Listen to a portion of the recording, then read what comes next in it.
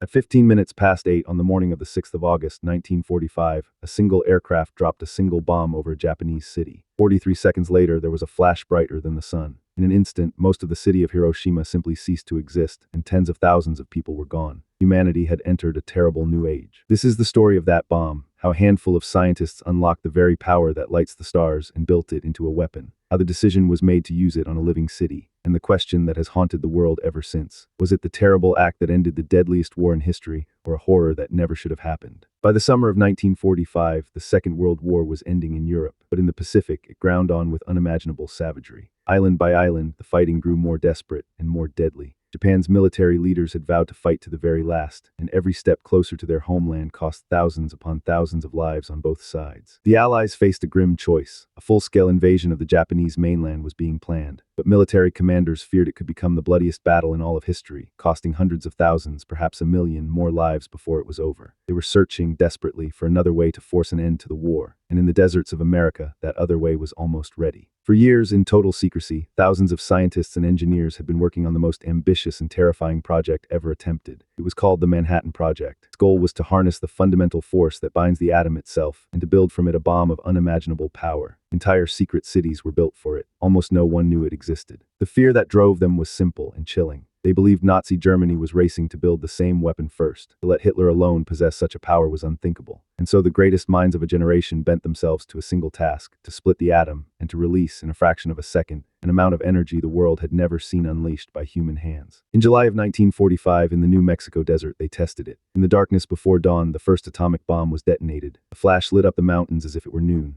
A vast fireball rose into the sky. Watching it, the lead scientist recalled an ancient line of scripture. "Now I am become death, the destroyer of worlds." The weapon worked, and now it would be used. The decision was made to drop the bomb on a Japanese city, in the hope of shocking the nation's leaders into an immediate surrender and ending the war without an invasion. A list of targets was drawn up. At the top of that list was a city that had so far been largely spared the bombing. A city of some 350,000 people, Hiroshima. In the early hours of the 6th of August, a single American B-29 bomber named the Enola Gay lifted off from an island airfield in the Pacific. In its belly was a single weapon nicknamed Little Boy. Below, the people of Hiroshima were beginning an ordinary summer morning, heading to work, to school, into the streets. They had no warning at all of what was coming. At 15 minutes past 8, the bomber reached the city. The bomb fell away and dropped for 43 long seconds toward the streets below. Then, at nearly 600 meters above the ground, it detonated. And in that instant, the world changed forever. There was a blinding flash of light. At the center of the blast, the temperature flared hotter than the surface of the sun. A colossal fireball bloomed over the city, and a shockwave of unimaginable force raced outward in every direction, flattening almost everything in its path. Above it all rose the terrible, towering column of smoke and debris that the world would come to know as the mushroom cloud. In a matter of seconds, the heart of Hiroshima was gone. Tens of thousands of people died in that first instant. Buildings were swept away. Such was the heat that, in places, the shadows of people were burned permanently into the stone where they had stood. It was a scale of destruction from a single weapon that no human being had ever witnessed before. But the horror did not end with the blast. For those who survived the initial explosion, a new nightmare began. Fires raged across the ruins. A strange black rain fell from the poisoned sky, and an invisible enemy radiation had been released, which would sicken and kill many thousands more in the days, weeks, and years that followed. The suffering of Hiroshima was only beginning.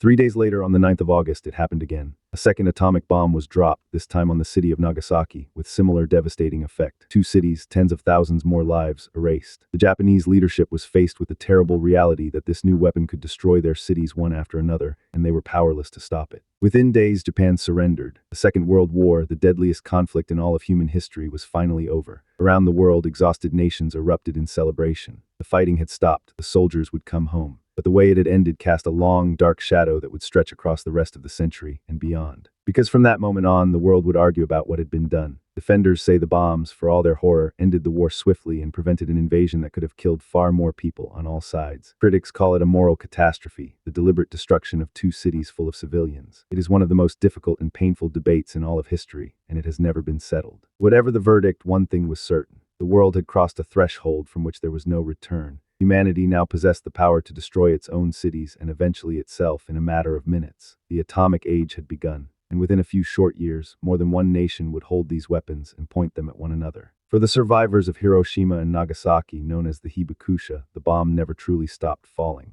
Many carried terrible burns and injuries. Many more would face a lifetime of illness from the radiation they had absorbed. They became living witnesses to what these weapons truly do, and many devoted the rest of their lives to a single urgent plea that this must never, ever happen again. And here lies the darkest paradox of all. In the decades that followed, the world built tens of thousands of these weapons, each one far more powerful than the bomb that destroyed Hiroshima. Yet some argue it was precisely their unimaginable horror that kept the great powers from ever going to full war again. A piece of a kind held in place by the threat of total annihilation. Today, Hiroshima has risen again, a living city. But at its heart, one ruin has been left standing exactly as the bomb left it. A skeletal dome near the very center of the blast stands now as a monument and a warning, visited by people from all over the world. A silent reminder of the morning the sky caught fire and of all those who were lost. We remember Hiroshima not to celebrate a victory and not simply to mourn, though we do mourn. We remember it because it was the moment human beings first gained a truly godlike power, the power to end everything.